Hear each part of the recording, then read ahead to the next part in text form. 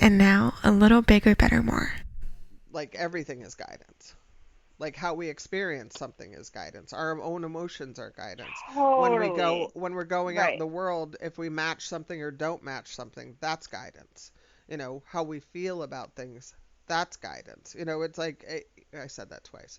Um, but it's like everything is because we all like even when you're given information, it's not about just taking in information like somebody says something and you take it as guidance. Yeah. Oh, I wish everybody knew this that went to like psychic people. It's like it's not about the guidance that you're given. It's about how do you feel like it in correlation to it because that's what tells you the information you need to know. And I've been told information that hit me sideways and it's like, okay, that's not for me.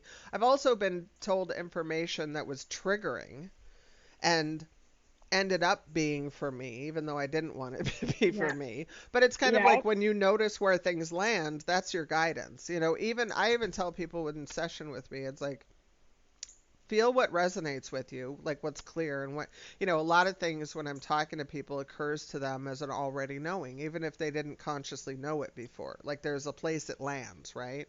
And then Yeah. there's also Right. places that contrast it. And it's like also notice where it contrasts it because sometimes the contrast is where we need to kind of jump the fence on it. It's like Oh. I had this with surrender. I really, really, really, really didn't want to surrender ever. It felt too much like giving up.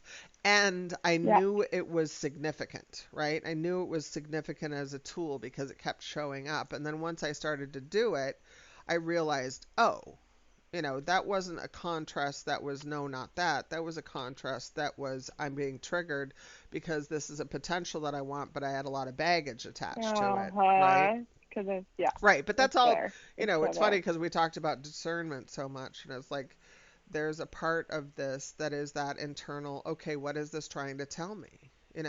And that's different because they're saying it's like we need to get off of what's wrong and start getting on to what is this trying to show me, because what it's trying to show me is ultimately more interesting and more effective in trying to get you where you want to go, because even the things that feel bad, like the things that don't work, are telling you not aligned, right?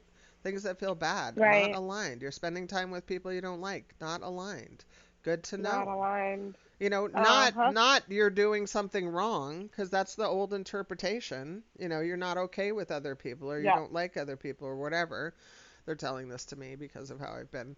And then, move it over to not in alignment. That's not a bad thing to know. That's actually a really good thing to know. And then instead of, when you don't make yourself bad and wrong, when you say, "Oh, this is giving me guidance. My contrasting energy tells me this is not for me." So with that information, what can I do? Well, I can just let it go easily because it's not for me.